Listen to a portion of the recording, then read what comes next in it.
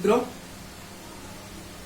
आज हम लोग डिस्कशन करने वाले हैं डेल्टा वेल के ऊपर। ठीक है, तो देखिए डेल्टा वेल की बेसिक जानकारी हम लोगों ने पिछले लेक्चर में लिया था कि आखिर डेल्टा वेल कह किसको रहे।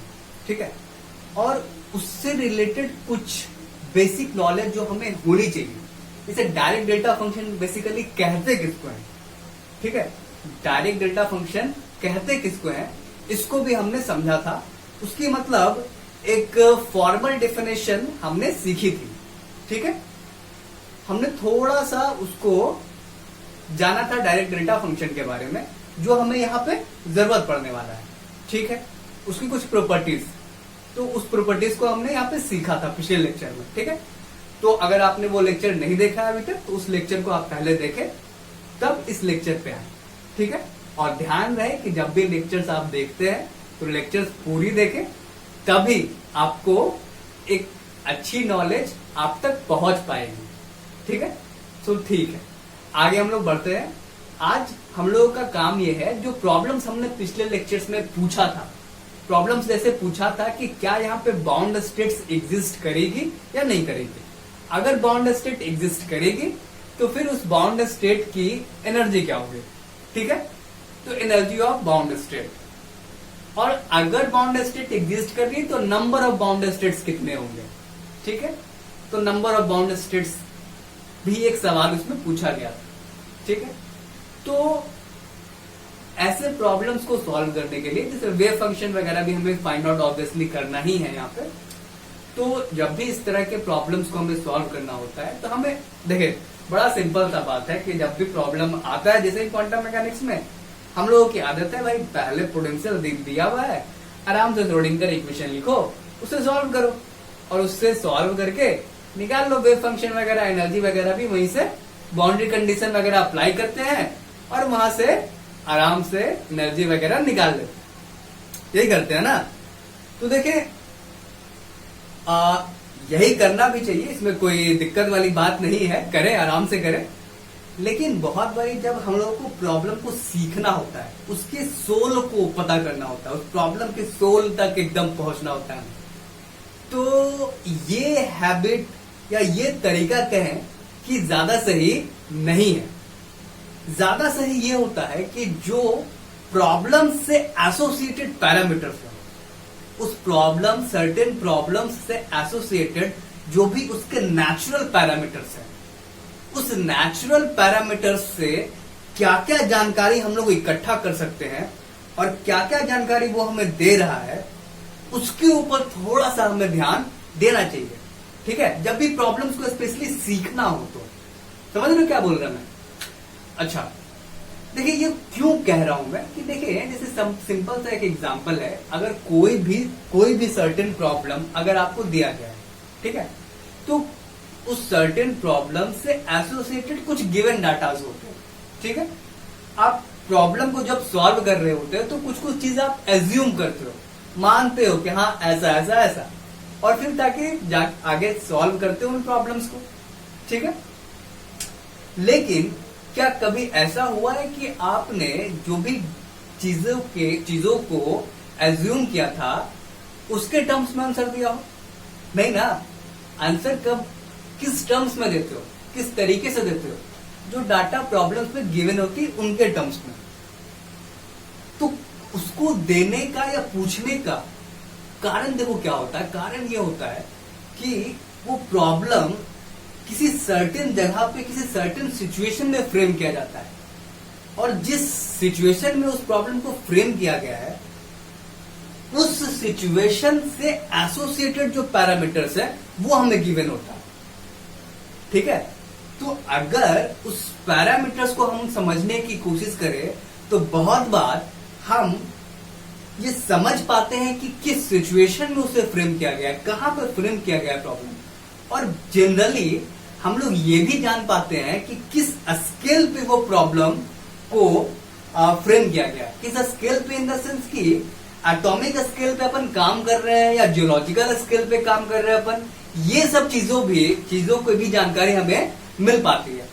समझ पा रहे हो? और ये चीजें जानना हमारे लिए बहुत जरूरी है, स्पेशली तब जब हम लोग सीख रहे हैं।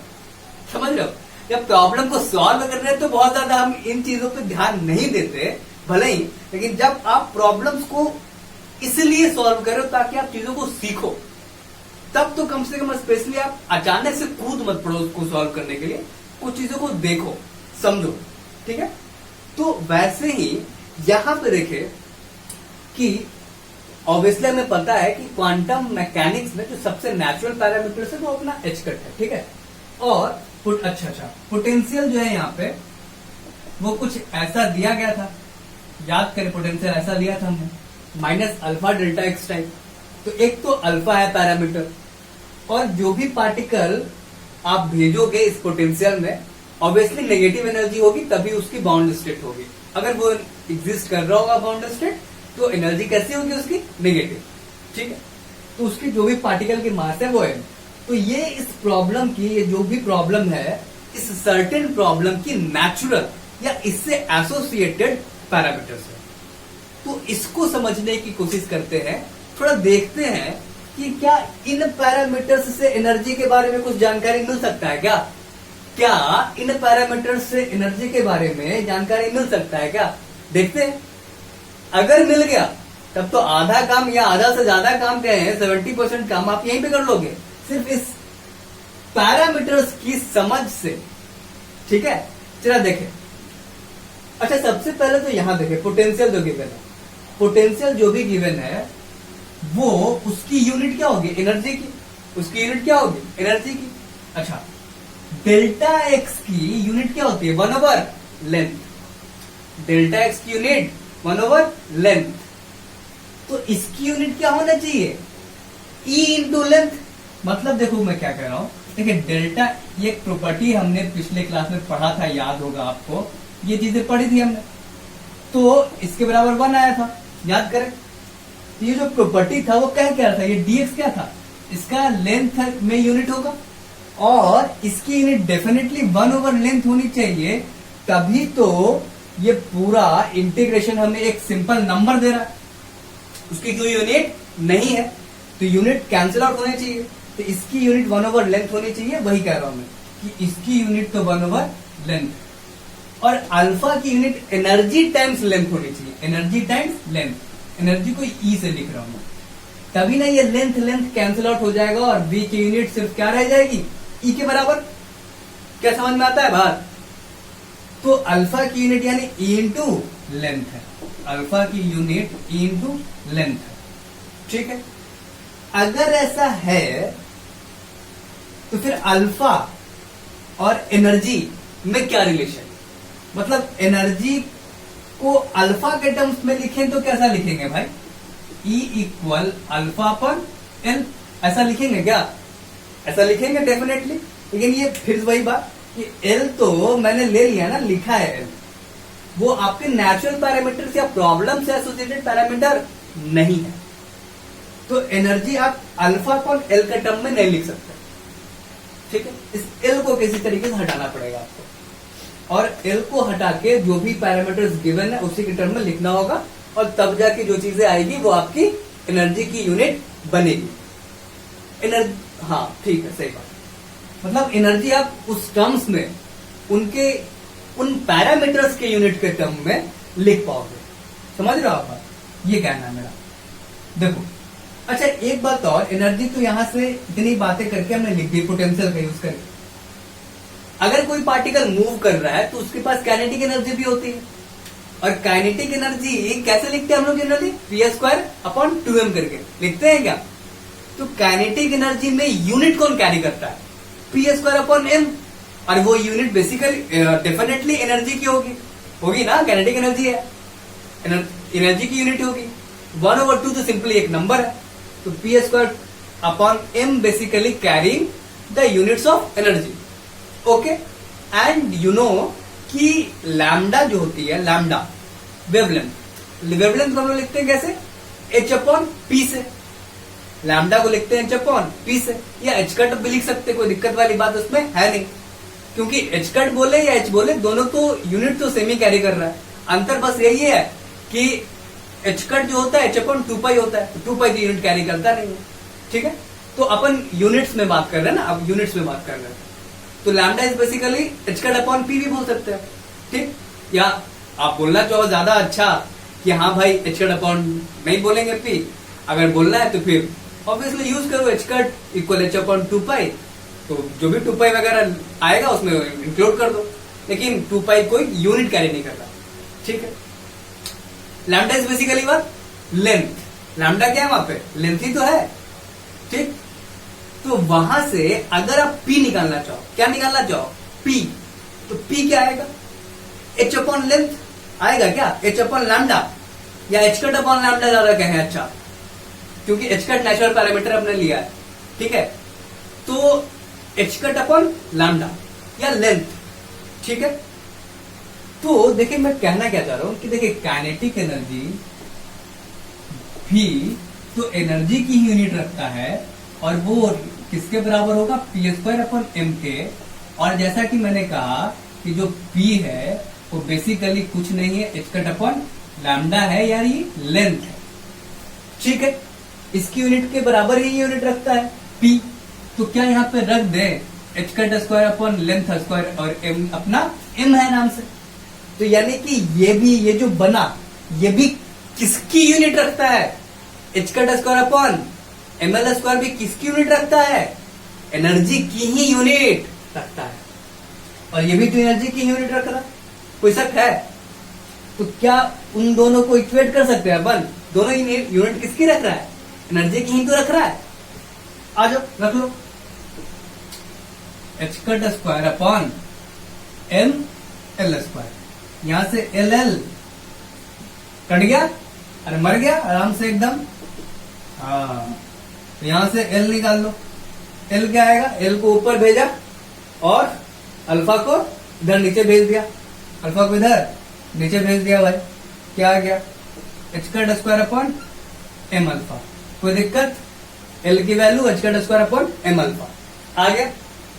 अब इसी एल को क्या करेंगे, यहां पे पुट कर देंगे, इसी एल को यहां पे पुट कर देंगे तो एनर्जी की यूनिट आ जाएगी, क्योंकि अभी भी बताया था अल्फा अपॉन एल की यूनिट में तो एनर्जी को लिख सकते हैं नहीं, क्योंकि एल आपका नेचुरल पैरामीटर प्रॉब्लम का है नहीं, ठीक है। देखिए आप नोट तो ऑब्वियसली कर ही रहे होगे, और नहीं कर रहे हो तो कर लो, ठीक है। इस नोट साथ साथ में करना बहुत जरूरी होता है, तब आपको लगता है कि आप सीख रहे हो, ठीक है। अच्छा देखिए, बिल्कुल नोट करते रहना भाई, देखे, हाँ। तो इसे इरेज करते, एल आ गया H cut square upon M alpha,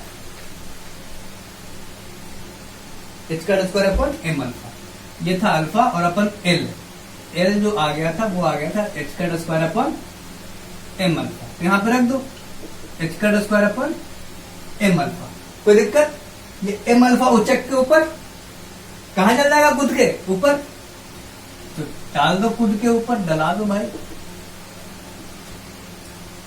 M alpha square, alpha पहले से बैठा हुआ है ना, एक अल्फा और जाएगा और एम जाएगा, तो M alpha square upon H cut square. तो ई को मतलब एनर्जी को इनके यूनिट्स में या इनके टर्म्स में लिख सकते हैं। आपने बेसिकली कर क्या दिया, आपने आधा से ज्यादा प्रॉब्लम सॉल्व कर दिया। जो भी एनर्जी अब होगी, एनर्जी जो भी आने वाली है पार्टिकल की भाई, इन्हीं के टर्म्स में आने वाली है, क्योंकि यही तो आपके प्रॉब्लम से एसोसिएटेड प्रॉब्लम की पैरामीटर थी, प्रॉब्लम्स के नेचुरल पैरामीटर्स थी ये, और इसी के टर्म्स में आपने एनर्जी लिख दिया है। तो जब भी एनर्जी अब आएगी इन्हीं के टर्म्स में तो आएगी, समझ रहे हो आप कितना अच्छा गेम हुआ यूनिट से। ये गेम है, गेम फिजिक्स की, ठीक है। अच्छा देखे, ये आ गए आप, ठीक है। इसे पहले लिख लेते हैं एक जगह पे, ये इरेज कर देता हूं मैं।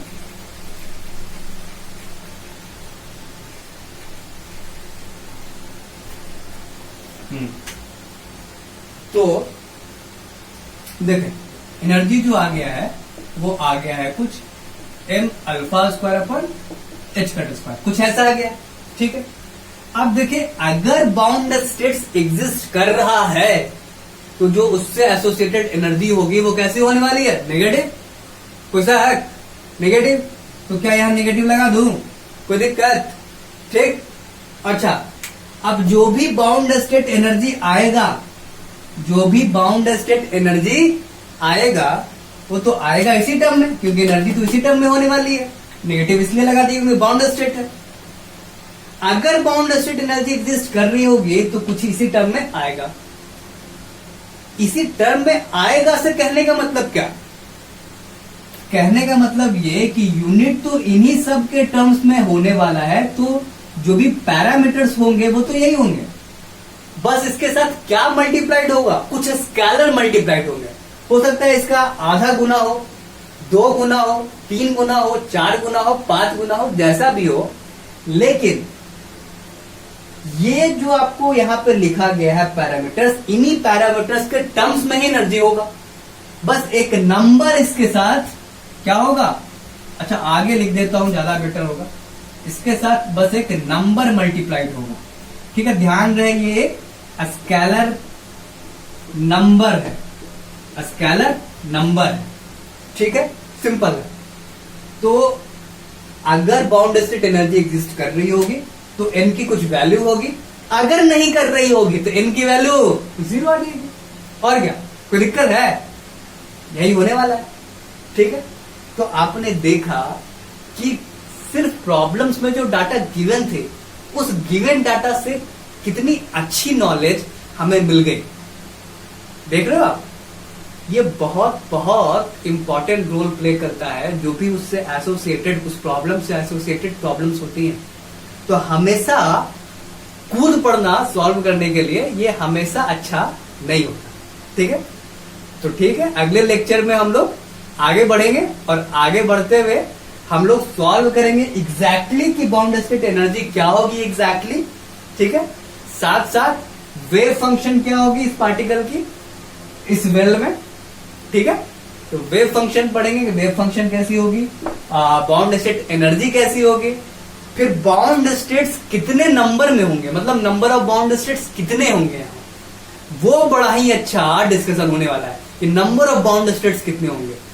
क्योंकि वहां पे थोड़ी सी हम लोग हाइपरबोलिक, ट्रिग्नोमेट्रिक हाइपरबोलिक फंक्शंस के बारे में भी डिस्कशन करने वाले हैं, जो कि बड़ा ही अच्छा डिस्कशन होगा। ठीक है, तो ठीक है, अगले लेक्चर में मिलते हैं। Thank you.